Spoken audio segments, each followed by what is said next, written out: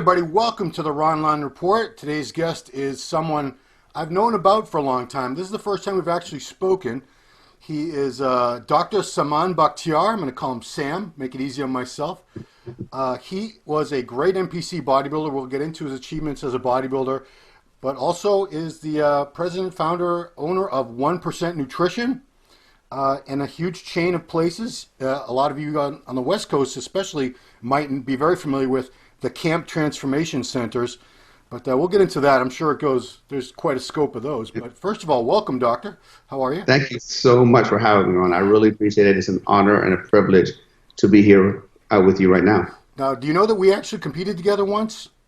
I don't know. We did? So it was the 2003 Orange County Classic, Anaheim, California. Okay. I had flown out from Boston to do the show. I was a light heavy. I ended up taking second. You ended up winning the heavyweight and the overall on that show. But I remember every show, when everybody's weighing in, there's usually that one guy everyone sees, and it's like, okay, I guess we'll come back next year and try again. So that year, you were that guy. It was just very clear, just even backstage, just weighing in, this is the guy that's going to win the whole show, and sure enough, you did.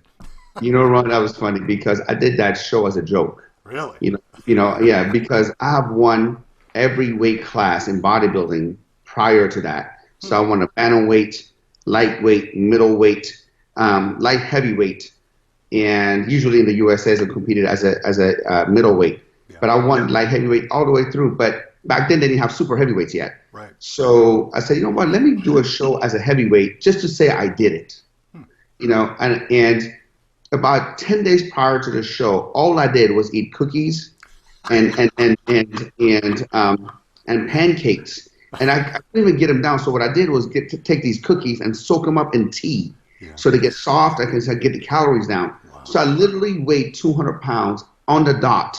And as you know, cutoff weight is 198 and a quarter. And, you know, I just barely was made it. I had no idea. I just wanted to just go and say I did a show as a heavyweight. I had no idea that I was going to win the class, but nevertheless the overall. It was crazy. You just jogged a memory for me because I weighed in at 200. And I guess enough time has gone by where it's no one's going to get mad about me saying this, but I want to say the reason I begged them and said, can you guys just let it slide, let me in the light heavies, because I saw you had weighed in as a heavy. I'm like, I can't beat that guy. Turns out I didn't beat the guy that won the light heavies either, but I came a lot closer. But I'm pretty sure I had them break the rules because I did not want to compete against this Dr. Saman Bakhtiar guy. Thanks, man. I appreciate that. It's too damn good. So I like to start very early with the early life stuff. Let people know how your life is taking you from there to here. So you came to the U.S. at how old? I was 11 years old, man. I was 11 years old when me and my mom packed our bags from Iran. You know, $500 in the luggage. You know, we couldn't come to the U.S. directly. You know, because the Iran and U.S. relationship. We went to France as refugees of war. And then we came to U.S. in 1985 when I was 11 as refugees of war. Oh, okay. So this was later. I mean, 78 is when the big mass migration happened. 78, 79? Yeah, 78 was when the craziness happened. And I was, they were recruiting, people as young as 12 years old to go to the military. Wow. My mom was like, I don't want my only son to die. We got to get the hell out of Dodge. Yeah, because, I mean, that's how you ended up in Pennsylvania, because I believe most of the people that left in 78, 79 ended up around Virginia, Washington, D.C. area. I don't know if that's correct or not. I think a lot of them went that way, Virginia, Washington, D.C. A lot of them went to L.A., New York. I was, when I was coming to America, I was watching American shows, right? Back then, I would show my age. It was like shows like Dallas and Dynasty and A-Team. And that's like in today's world, it's like the Kardashians, right? The Kardashians and all that kind of stuff. And I thought everybody had mansions and Cadillacs and everybody had this lavish lifestyle. So I thought I was literally coming to Beverly Hills, where my uncle picked me and my mom up. I only had one relative here, my uncle, who lived in Sharon, Pennsylvania, because he went to Youngstown State University. And he picked us up from the Pittsburgh airport, went directly to the worst part of town where he had owned a convenience store. Wow. And I was shocked because the road wasn't even paved. Wow. It was like brick road. It was abandoned buildings. It was the middle of where all the steel mills were getting shut down. And in 1985, where it was all in the middle of crack cocaine epidemic. Wow. So I was shocked. I was such a culture shock For an 11-year-old kid to all of a sudden go from Iran to France and from France to, the hood, Yeah. It was crazy. Did you already speak English when you came here? No, No. not at all. Did you pick it up mostly from like TV? I picked up a little bit from TV. I know hi, hello, and some, all that kind of stuff. Yeah. But I didn't wear the same clothes as everybody here. I didn't, had the same haircut as everybody here. I stood out like a sore thumb, man. So, what did you do? How did you adjust to life? What did you use to try to fit in and, acclimate yourself? It took me years to try to fit in. I didn't know even how to fit in. I went to school as a seventh grader trying to enroll, and I remember when I walked into school, I was the only minority in that town. There was black people, there was white people, and it was Sam. Even to this day, every year I go back to high school and I give, a scholarship away, 5 scholarships away every year.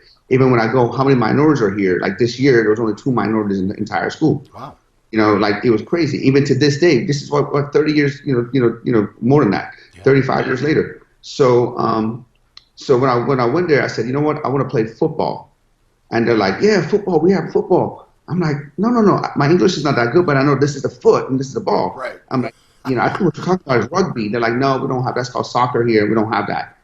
And I didn't know anything about American football. I didn't know anything about baseball. The only thing I knew anything about, I never played it before, but I just knew basketball because I've seen people play. And I said, okay, you just have to throw the ball in the hoop. Yeah. So I'm like, okay, let me try out for the basketball team. So I tried to try out for the basketball team. I didn't make the basketball team. That was one of the most devastating time of my life. Wow. How tall were you when you tried out for basketball? Same as I'm now, 5'4". Okay, so yeah, basketball probably wasn't your game, I see. No, it wasn't, man. It's just, I never played it before. I was short. I didn't know anything about the game. So I got cut from the basketball team. I went back home to my mom crying. I'm like, you know what? I just want to go back to my old country. Nobody likes me here. People make fun of me. I don't have any friends. I don't speak the language. I didn't even make the team. It was kind of hard to fit in. It was kind of hard to fit in. And my mom was like, oh, nope, we don't have that option going back home. I said, here's what we're going to do. She goes, after school, go to the boys club, walk to the boys club, practice basketball between 2:30 and 5. After work, I come pick you up. We'll do homework, we eat, and you get better and try out next year. And as I went to the boys club, man, I saw these guys go to this little room. And the guys were walking, like this, like Arnold and Arnold and Rocky Balboa movies and stuff like that. I'm like, man, I want to look like that. So I went there and I looked the first time. I got so scared. There was a bunch of dudes like throwing irons, cussing at each other, playing loud, obnoxious music, chewing tobacco and spitting. Yeah. And I was like, man. So I would wait for them to leave, and I would just go up there. I didn't have no idea how to work out. Just sew some stuff. I started working out. I dropped the weight about a dozen times on my chest. I had no spotter. I almost died. But what it did, after a few months, I saw little baby muscles popping out, and that's demotivated the crap out of me. All I wanted to do, I got infatuated. All I did was read magazines and read books, and I started getting muscular development magazines back then, and Muscle and Fitness and all that kind of stuff. And all I want to do is knowledge. I want to learn how to get stronger, how to get leaner, how to put on muscle, how to grow big biceps. And I did that, and every first Tuesday of the month, I went to GNC. About the latest, posting a lot of Toon Lab stuff back then. You know what I mean? Oh yeah. So who were the bodybuilders that kind of inspired you, that you looked up to in the very early years? Man, bodybuilders that I inspired to in a very early years. So obviously Arnold. Obviously he was the first one. I mean, I think he's like the inspired. So he was the first man, because I remember watching him hold the gun on Commando, and I forgot what the hell he was like doing. All I was doing, I was staring at his bicep. Yeah. The whole time I'm staring at his bicep. I'm like, dude, is that even possible? Like, I was like infatuated with him, man. It's like, what the hell? And then obviously later on after that, man, Lee Haney, Dorian Yates, Flex Wheeler, Sean Ray, all those guys, man, always the people I looked up to. Obviously Ronnie Coleman later on. Yeah. So at what point did you realize, or did other people tell you that maybe you had a better, proclivity toward building a better physique than the average person throwing weights around? But you know what? It's funny, because they told me the opposite. Really? Everybody said, when I was growing up, man, I had an awkward physique, man. I had a I always had decent legs because my mom had good legs. So I always had decent legs, but I had very, very skinny arms and upper body, and I had a fat belly. Yeah, and to this day, hey, even my bodybuilding career, it was always very tough for me to balance it out because when I got my arms and chest really big the way I wanted to, then my belly stuck out. When I got my belly real tight and real six pack, then my arms got skinny. So it's always about how I can balance out my body with my stomach. So and they said, and I lifted for a year or so, and everybody made fun. They're like, man, I don't see any difference in you. Wow. Because I was a total ectomorph in upper body. Upper body was an ectomorph. I was a mesomorph lower body, and I was an endomorph, in my midsection. I wonder if we're related somehow. It all sounds very, very familiar. Okay. So how did you go from there to the point where you started competing? Because people usually don't start competing unless they think I could do this and I could do okay at least. I started lifting at this this little gym, this little powerlifting gym, where a lot of these powerlifters work out. And the guy who was like the manager of the gym, he also did bodybuilding back in the day. And me and my best friend Doug, we were interested in doing bodybuilding, and we asked him to coach us.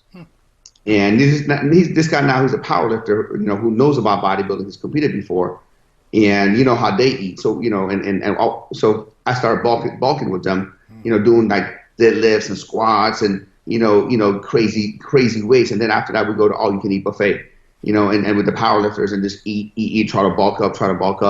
And then when it was time to cut down, he put me on a diet. He told me what to do, and he would come in and I'm posing practices with a dozen donuts eating in front of me when I was dieting. I literally almost passed out a couple of times. Like, his name was Hank. I'm like, Hank, you're a dick. Like he was like, yeah, hey, he goes, you that's the path you chose, Oh boy. So yeah. So that was your first coach. My first show was the 1992 Tri-State Bodybuilding Championship. Where I competed. I won the teenage division. And I won the teenage division, and I got third in the men's open. Oh, wow. I was like, man, I thought I was good, but the men's kicked my ass. Well, there was a couple of guys, I just couldn't, compete with their development because I was only 19. Right. But I was I hate losing. So even at that time, I was not happy with my progress. I'm like, man, I'm not here to beat teenagers. I want to beat the men, And I got third place out of like 5 or 6 people. It wasn't like a big shit. Out of 6 people, I was somewhere in the middle. But I wasn't happy with that, so I went back to the drawing board. I started lifting, got bulking up again. And as you know, back in the day, you bulked up, you cut down. You bulked up, you cut down. That was the thing. And I wish I would have known better because I would gain 40 pounds, lose 40 pounds, gain 50 pounds, lose pounds. One month, my face was either like this or like this. Man, this is all. I got to ask how old you are because I think we're on the same timeline. 46. You're 46? You're a little younger. Okay. But were you drinking those? Remember when the weight gain shakes came in the 5,000 calories? I think there was one that was 10,000 calories a serving. I was. It's so funny because now that I look at it, it was such a marketing hype. Because the one that says 10,000 calories was basically the same thing, but just double the scoop size. Right. You know what I mean? It was. You know what I mean? So I remember getting the Joe Weider's Mega Mass 2000. Yeah. Then Joe Weider later on came out with Mega Mass 4000. Then I was taking the Champion Heavyweight Gainer 900, which tasted good. The chocolate off of that is off the chain. And man, I would mix it with peanut butter and whole milk, and I would throw some raw eggs in it. Man, it was bad. You couldn't walk in my room, man, because the gas. So you started off as a bantamweight competing?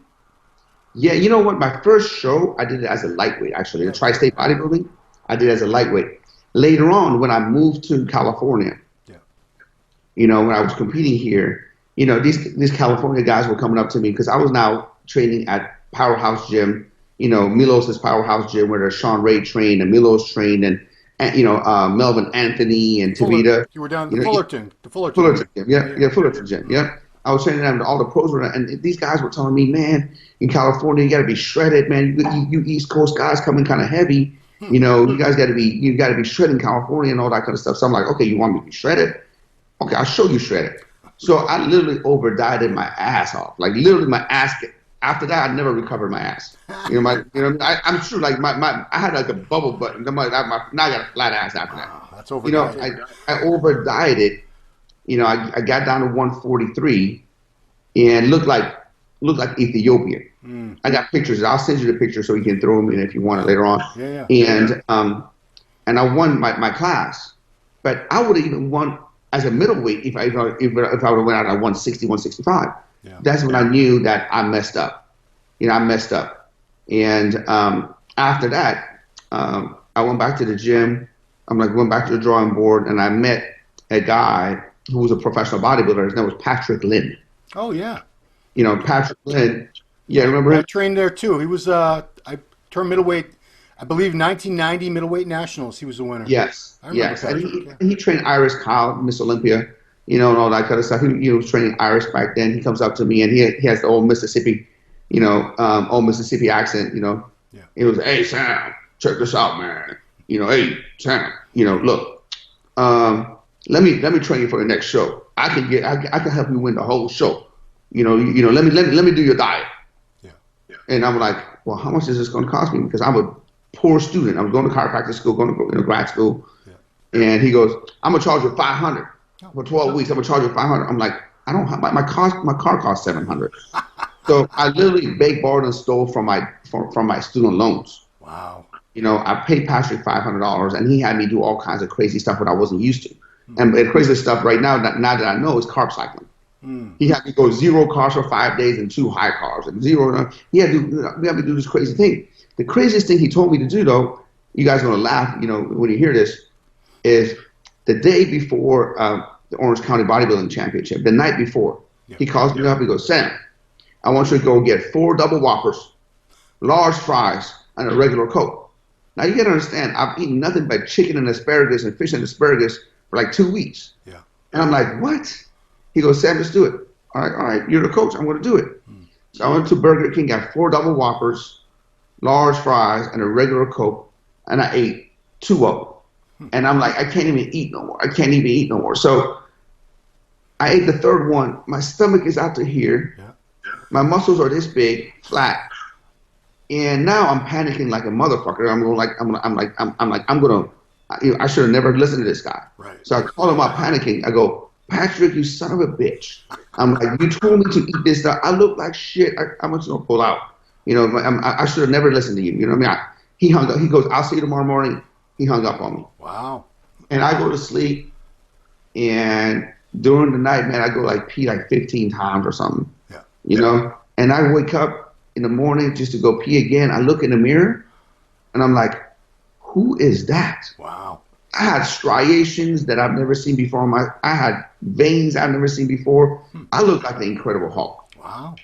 And when the morning came, I just gave him a big old hug, man. I'm sorry, man. I panicked and stuff like that.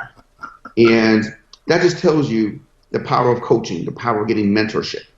If you don't know what you're doing, then get a professional to help you. That's all. Right. So I went to the Orange County show, and they were asking me, so what do you think you're going to do? How do you think you're going to do? I looked at everybody. I'm like, I'm going to win the whole show. Yeah. And they're like, well, that's good positive thinking. I'm like, it's not positive thinking. I don't care if Ronnie Coleman is here today. I will beat Ronnie Coleman today. And I meant it because I've seen some of the pros. I had stuff that I've never seen before myself. Yeah. And then once they were like, well, I took off my clothes in front of everybody, and everybody was like, shit, you're right. You're going to win the whole show. And I won I took 5 trophies, including overall, including the novice overall, including the middleweight, I took 5 trophies home that night. Oh, so you won the Orange County overall twice. Orange County overall twice, yes. Wow. That, that was I'm sure it's still a good show, but that and the Cal were, a lot of pros came out of both of those shows because I used to go to it every year. I lived in LA for 10 years, and Orange County was always a deep, deep show. Absolutely, man. And that was, I won it once as a middleweight and once as a heavyweight. Yeah, I'm looking at your career. You were in all these different weight classes. So you went up to, was it Oregon or Washington, the Emerald Cup? Oregon? Emerald Cup, yeah. I went to the Emerald Cup. You won that, middleweight overall. Yeah, I won that. And it's so funny, I literally, I was getting ready to, I was trying to get in shape. I was going to retire bodybuilding from before that. I was retired from bodybuilding, and I was trying to get in shape. And every night, man, I went to the pantry and I got peanut butter and jelly sandwich. I was like, look, I can't get in shape. I had no motivation, you know. And so I was flipping through. I was doing some cardio. I was flipping through. I'm like, oh, this looks like a good show. I'm like, let me do this. Maybe I just do this so I can motivate myself not to eat peanut butter and jelly, you know. And so, you know, I said, all right, I said, I'm going to do this show. And then I called a couple of my buddies. They're like, do you know how big of a show that is? I'm like, it is. I'm like, it's 2 weeks away. I literally decided 2 weeks before. Yeah. And I'm like, shit. Okay, for 2 weeks, I like did extra cardio. I got ready. Yeah, and I won the whole show. Another show that's cranked out a lot of future pros. Yeah. That's the biggest show in the Northwest of the USA. And it's a very well run show. I really love that show. Brad and Elaine Craig. I've never been to it, but I always hear good things about Brad and Elaine Craig promoting that show. Absolutely. So you did it. You competed a couple more years. 2004, you won the middleweights at the LA. LA was always a tough show. So I assume that was your first time at the USA. You took third in 2004. Correct. Well. And Yeah, I always did the LA for a warm up. So I won my weight class, and then went to the USA, and I got third. Yeah. You know, I think Garrett won the first place. Eric Bowie got second, and I got third. Okay. And then I believe this was 05, your last year. Yeah, my last year. You won the LA middleweight overall, and then you go to the USA and got second, and that was the USA that Phil Heath won heavyweight and overall. 100%. Yep. So why did you stop after that? Was there anything injury or career or family? No. You know, I was 32 at the time. And for me, it was never about anything. It was all about pushing myself, you know, just to get better. For me, it wasn't about a pro card. It wasn't about anything. For me, you know, I had my career. I started my gyms back then, you know, so my career was first. And also, I wanted to start a family. And, you know, I wanted to start a family. And at that time, man, I'm like, look, man, you know, I'm going to get off of everything that I'm taking right now. Yeah. And, and just start a family. That's what I wanted to do at that time. You know, at that level of competition, you know, you're taking some stuff. Yeah. Obviously. You know, so I got off of everything. I cold turkey, you know, right after that, which had to suck, I'm sure. Bro, listen. I've been there. I went from what I looked like in Mr. USA, winning the LA overall, to 3 months later, like, I saw some of the competitors like, what happened to you? Are you okay? Did you get sick? Yeah. You know, and I'm like, no, I had a vision in my mind, you know, even though, you know, it sucked mentally and physically, you know, I wanted to, you know, I had the bigger vision in my mind that I wanted to start a family. I always wanted children, and I always wanted to become a dad and all that kind of stuff. Bodybuilding wasn't, you know, the only thing for me. Was one aspect of my life, and I still love it. I still enjoy working. I always worked out, you know, but it wasn't, you know, the competition part was over for me at that time. So you never had these dreams or aspirations, I'm going to be a pro, I'm going to be Mr. Olympia, all that stuff like some of these guys? No, that was never for me. For me, my bank account was a lot more important than becoming Mr. Olympia, because, you know, when I came, look, I'm a little farm boy from Pennsylvania, you know, and when I was, you know, Pennsylvania, remember, I started looking at all these muscle magazines, and I started looking all these professional bodybuilders and everything like that, and I held them like here, you know, as far as regards and all that kind of stuff. And when I came to LA and I met a lot of them, I hung out with them, it was awesome. But then I found out that these guys didn't have any money. Yeah. These guys were broke. I mean, these guys, some of them were like asking me if I could buy the refrigerator.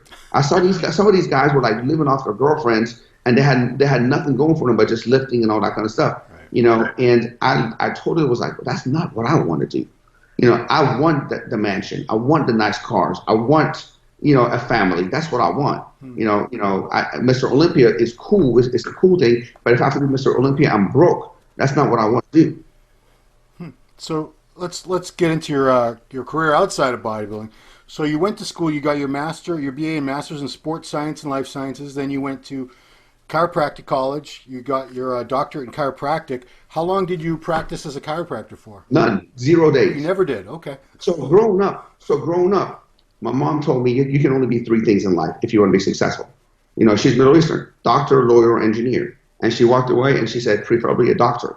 So when I fell in love with bodybuilding, I'm like, shit, I got to go to college. My mom wants me to go to college. My mom wants me to be a doctor. Well, I don't want to operate on anyone. I don't want to drill anyone's teeth. So I was doing my research is what doctor has to do with muscles, bones, and nutrition and all the stuff that I like.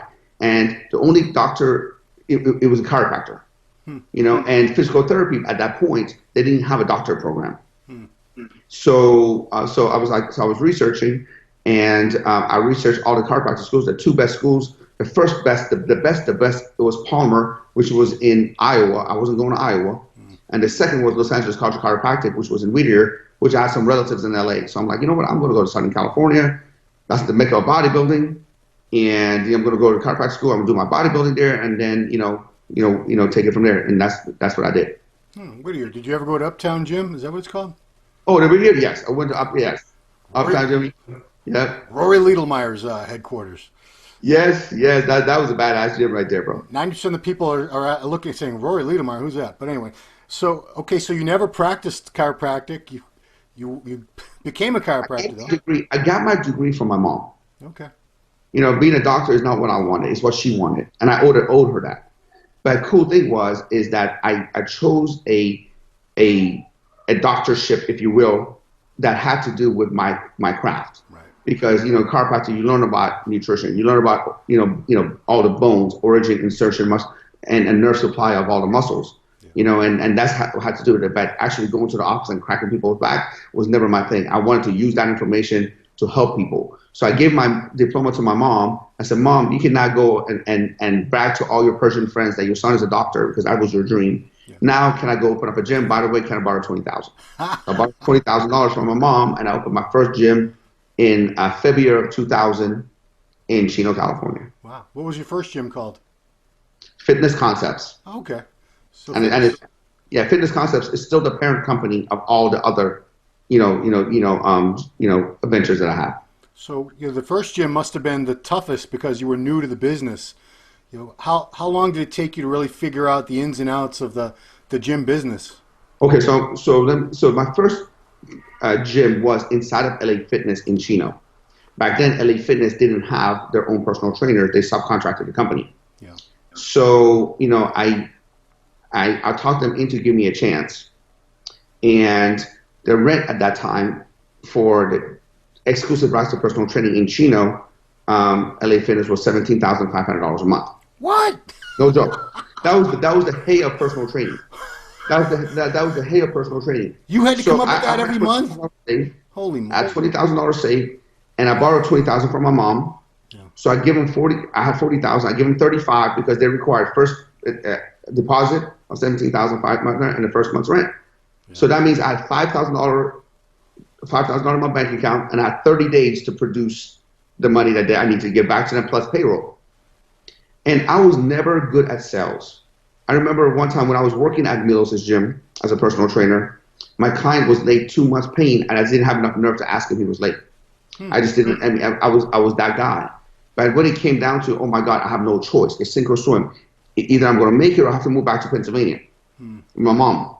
So I literally, man, I became a sales machine. I just went out there. I was just desperate. I would head up everybody. I would head up clients who had 100 personal training sessions left. I said, hey, you need to re-up. You need to buy some more. I have a great deal for you today. And I made it. And for 4 or 5 years, man, for 5 years, I was there killing it. And then after that, I want to open up my own separate facility gym. Okay. So is it the total? No, I'm sorry. It's called the Camp Transformation Centers. Is that the right name of it? So the Camp Transformation Centers came out later. Okay. So I had Fitness Concepts up until 2010, basically, and we were doing really good until recession hit. When the recession hit, nobody could afford personal training anymore. Nobody could afford, $500, $600, $800 anymore. Let me back up because I read in one of, I Googled you, of course, and I saw that in 2008, you were, I think we were in the recession at that point already, I want to say. Yeah. That's when the bubble burst. And, you were hit by it like many, many people in this country. Bad. Your house got into foreclosure. And, I like these rags to riches stories because. Oh, my God. It's funny. In 2008, I tried to save my house. Even though I couldn't afford it, I found a way to be able to pay it, for 3 years after that. right? So for 3 years, even though I begged, borrowed, and stole because I didn't want to mess up my credit. Yeah. And I pride myself because my credit score at that time was 821. Oh. You know, and I was like, dude, I don't want to mess up my credit. I try to call the bank and I try to say, hey man, can we do a refinance? Can we do a loan modification? And nobody would talk to me. For 3 years, nobody would talk to me. And I got so frustrated. I went to one of my friends who's big in real estate. I go, nobody's talking to me. I want to do the right thing. He goes, of course nobody's going to talk to you. As long as you pay the house, you know, you're good. They're not going to talk to you. The only time they're going to take you seriously if you miss a payment on the house. But I'm like, it's going to mess up my credit. And they're like, they're not going to talk to you unless you do that. So I literally couldn't pay it no more. I couldn't. So I started missing payment on the house. And next thing you know, my credit went from 821 to 550, like overnight. Wow. It devastated me. And I couldn't pay the mortgage for like 2 years, 3 years. And finally they came home and said, all right, let's modify the loan. I'm like, we could have modified this a long time ago. I could have paid you a lot earlier. You know, but the system, it is what it is. But I literally was late 2.5, 3 years on my house. So 2010, you had how many Fitness Concepts locations? I had one Fitness Concept locations, and we just started a camp. Okay. And then the camp came out of this desperation because in 2007 I did $2.4 million out of 3,500 square facility at Fitness Concepts. In 2009, that $2.4 million went to $600,000. So I lost $1.8 million in gross revenue in literally 2 years because of the recession. Yeah. So I got with my business partner, and we said, why don't we start doing group training? Now you lower the price point for the clients, and maybe we can be able to do that. And at first I was opposed to it because, I'm an old school bodybuilder, right? I'm like, you need one-on-one training, right. You need weight training. What is this boot camp crap that all people do is jump up and down, and that's an aerobics class. Yeah. And my business partner was like, look, let's do it. I'll teach all the classes. You don't have to do anything. Why don't you just put down the money? I'm like, well, I only got $11,000. That's all I had in my left. Everything that I had was $11,000. So we took $9,000 of that $11,000. We leased a building. We had concrete floors. We had a boom box with the same CD that we played for like 3 years in a row, man. I was so sick of that damn song. And literally a couple of fans, couple of rubber bands. And I never even claimed that business as mine because I was embarrassed, to be honest with you. My business partner ran it. But next thing you know, I saw the revenue of the camp catch up to Fitness Concepts. And then the revenue of the camp surpassed Super Concepts. I'm like, well, shit, maybe I need to pay this business attention. And what I saw was the beauty of the model. Because with personal training, as your revenue increased, so did your payroll. But with a boot camp model, as your revenue increased, the payrolls remained the same. Yeah. Right? Also, what I didn't know is people got better results. Because with personal training, as you know, after a while, you become friends with the person. And next thing you know, it's more of this, less of working out, and next thing you know, it's just nothing's getting done. Where with boot camp, you don't have that luxury. With boot camp, you got to move. There's no time to talk. It's movement. There's people involved. Yep. Not only people got better results, but they also stayed longer because they were working out with their friends and they didn't want to leave their friends out. So what I thought that the business model sucked or I didn't think it was going to work, it was actually, I was dead wrong. So then you claimed that, did you start franchising pretty soon after that? So no, we didn't. We didn't even think of franchising. So what happened was we were building our own locations. We started building our own locations. We got 5, 6, 7 locations of our own. And we got approached with a lady who was one of our clients. And she said, Sam, I'm going to open up my own camp. In business, everybody always says stuff and they never follow through. So I never paid any attention. And then she kept bugging me and she kept bugging me and she kept bugging me. And then one day she goes, Sam, look, I just got a big inheritance. I want to invest in something. I want to open up. I have my checkbook ready. I'm ready to write you a check. I'm like, oh shit. I'm like, so I called our attorney up. I'm like, hey, can we license our program and all that kind of stuff? So we came up with a licensing agreement. And we had her license a location. Pretty soon the word got out that, hey, camp is a business opportunity. Next thing you know, we're getting hit left and right. oh, we want to do this location. And we're just starting out. I was just happy people were interested. I didn't know people were interested. So next thing you know, we're giving territories. We're licensing our stuff, and we started getting to like 20, 30 locations. And then I started looking at our model more closely. And I realized that licensing is you just license your name and you don't do anything else for them. You don't provide support. You don't do any of their advertisement. You don't give them anything. It's their own. But we weren't doing that. We were supporting them. We were providing advertisement for them. We were telling them exactly what needs to be done and how we want things done. I'm like, you know what? We're in a franchise and we better change our model right now, because if we keep going, there's something called accidental franchising. That means that if you're operating as a franchise and if you don't know it, the government will come down and crack down on you. So thank God I researched that, because we were operating as a franchise even though we weren't. So we filed, I got to my business partners. I said, we need to change this right now. We don't want to get busted. We're a franchise and we need to. And at that time, man, franchising cost like $40,000. Nobody wanted to, get the paperwork and all that kind of stuff. But we had to, scramble up whatever money we had, and come up with that. And we did that, and the rest is history. So I see 112 locations for this Camp Transformation Centers. And I think it's a little more than that right now, but very close.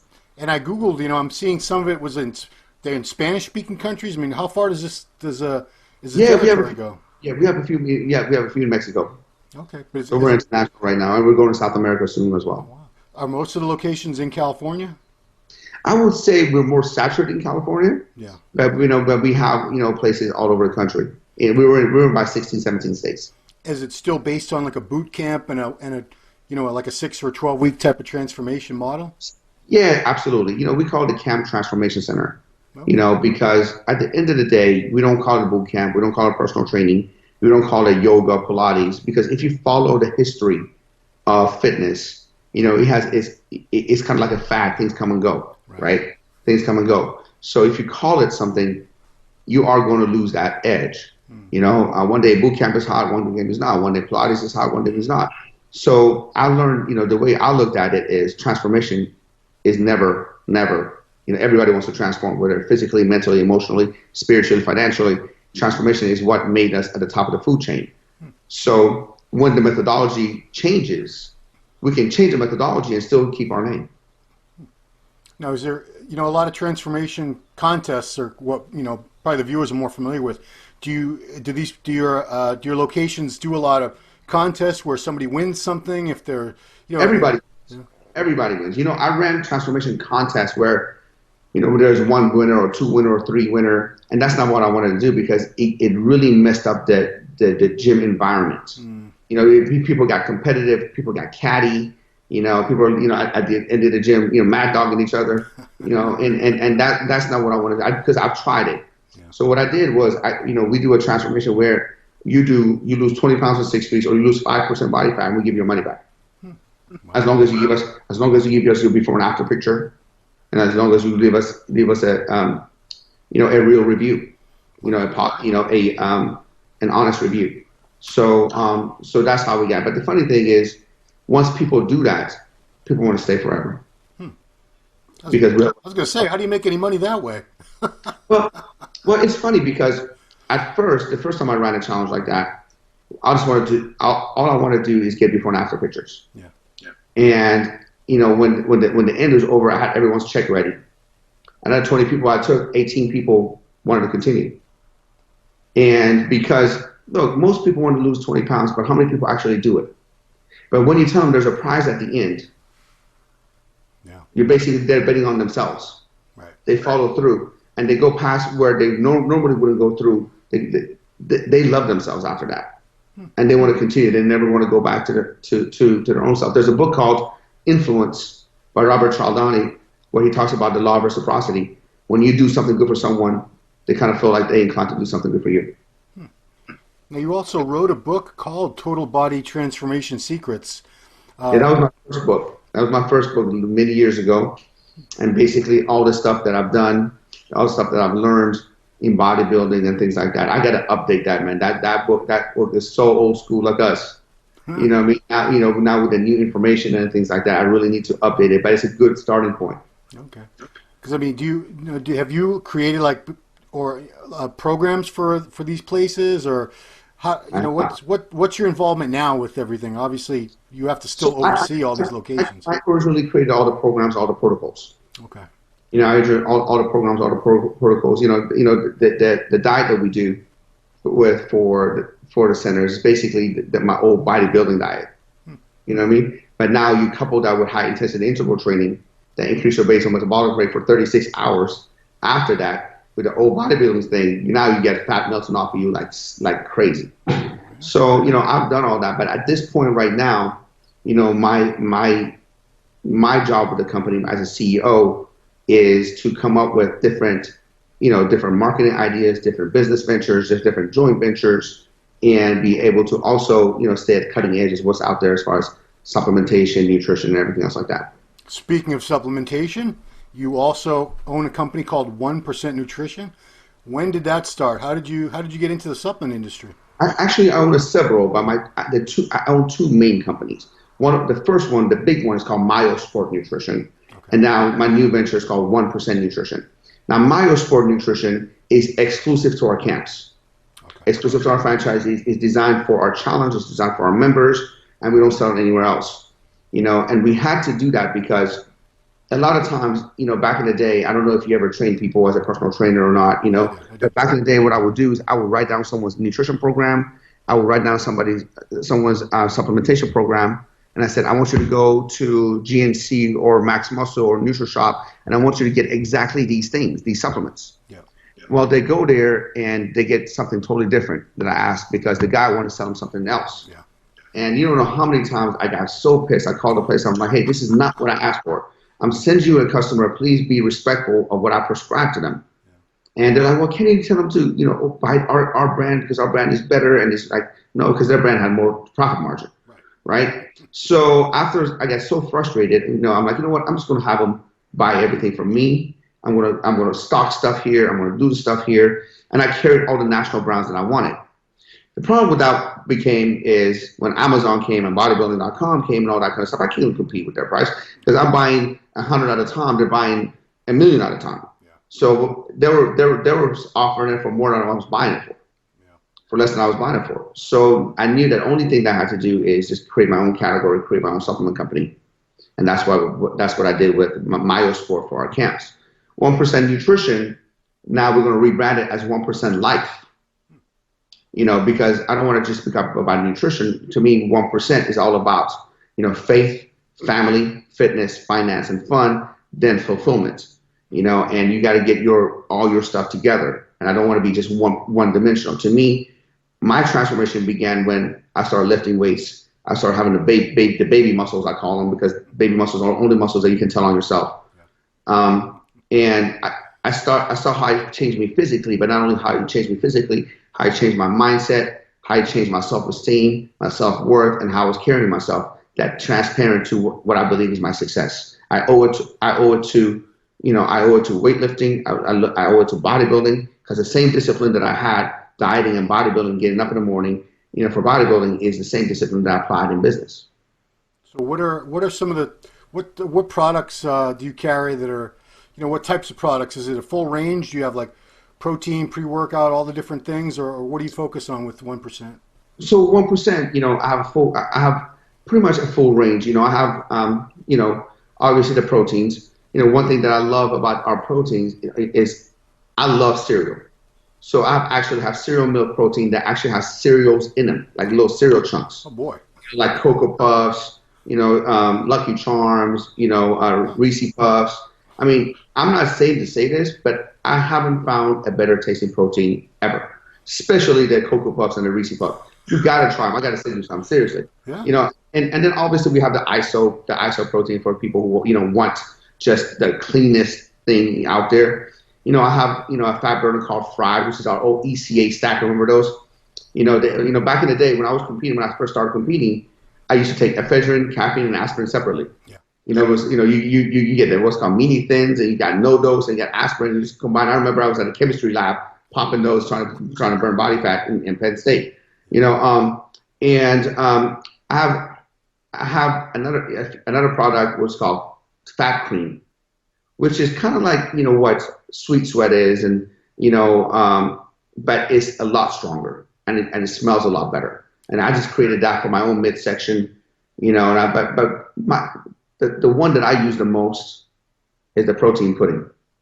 And I don't know about you, and back in the day, when I was bodybuilding, at night, it was the toughest time for me. I would do during the day. I would do good on my diet. Remember I told you peanut butter and jelly? Yes. That's what I did. But at night, all I wanted is like peanut butter. All I wanted like something creamy, something like that. And I was dying at night. So back then, I used to like mix my own and make my own protein pudding with a bunch of different stuff. And when I started 1% Nutrition, I'm like, why don't I just have a powder that becomes so thick and becomes all protein, but it tastes really creamy. Literally, I worked on this formulation for over a year. I sent it to the lab. They sent me back, nah, this tastes like crap. Tastes like crap. Tastes like crap. Tastes like crap. Finally nailed it. And oh my God, man, at night, this is what like saves my life right now. And so many other people love it. So you guys, you have the banana cream, the peanut butter, the chocolate peanut butter, chocolate, and strawberry cheesecake. If only you had it 15, 20 years ago. Seriously, I would have lived off of that. Oh man! So without giving away the company secrets, anything on the horizon with 1% that people can get excited about? 1% is not just about nutrition. That's why I'm rebranding as 1% Life. So we're going to come not only with cutting edge products as far as nutrition is concerned, because I don't want to have the same stuff as everybody else. I'm not a Me Too guy. I want to be different. Obviously, certain things you want to, but my flavoring is going to be way different. I don't want the same old crap. Chocolate, vanilla, all that kind of stuff. Matter of fact, my ISOs, I don't even offer chocolate and vanilla. I have a mocha flavor and I have a churro flavor. So oh boy, yeah. It's So I want to be different. I don't want, like I said, a Me Too business. So as you can see, I'm a student of the game. I either I know, my God, I either a lot of books. half of those are nutrition books. Half of those are nutrition books. The other half is business and personal development books. So I'm still the same kid who's infatuated with bodybuilding and weightlifting and nutrition that I was 30 years ago. I'm the same kid. I geek out on learning nutrition and all that kind of stuff. I take my own products, and I have it right here on my desk, Brain Boost. Well, that's why you're so smart. But so you have 2 children already, is that right, or more? 2? Yes, I have 2 children, Bailey and Haley. They're 9 and 5, 2 girls from my previous marriage, and now I'm expecting a little boy, which I was telling you about, man. He's due any day. Today we had a little false positive. We thought we were going to labor, but we went to the hospital and like, no, you're good. You any day now, but this is not the time. Okay. So, my question would be, how do you balance all this? Because you're running this with the transformation centers. That's got to be a lot of work. The nutrition companies, that has to be a lot of work. And any good dad wants to spend time with his kids. Where do you find the time, or how do you make the time?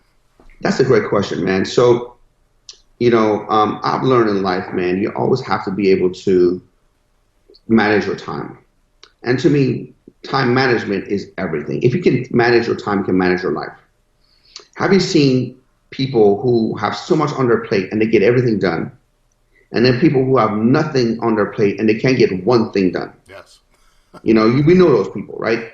So I've learned very early on when I was at Penn State, I was the guy who was taking 18 to 20 units every semester. I was the guy who was working as a personal trainer. I was the guy who was working as a bouncer on the weekends and getting ready for Mr. Pittsburgh Bodybuilding Championships and all that kind of stuff. So I've learned how to manage my time. I was meal prepping, shopping myself. I didn't have anybody back then. So I was doing so I've learned how to be meticulous with my time and be able to get everything done. I have my schedule a week in advance. Every night before I go to bed, I print out my schedule. I know exactly what I'm doing the next day. And so I'm very meticulous with that. If you can be meticulous with your time management, you'll be surprised what you get done. So my schedule right now is this. I get up at 3. I work out from 4 to 6. I come home. I hit the office, whether I'm at my home office here or my corporate office, from 7 to 4, I blocked out as work time. And that's blocked off to different tasks at work. Yeah. Right? And once I get home at 4 o'clock, phone is off. Everything is off. Nothing else matters. That's the rule in our house. My wife puts her phone away. I put my phone away. It's now our family time. You know what I mean? And I do that Monday through Thursday. And Friday, Saturday, Sunday is all family time. Right on. Wow.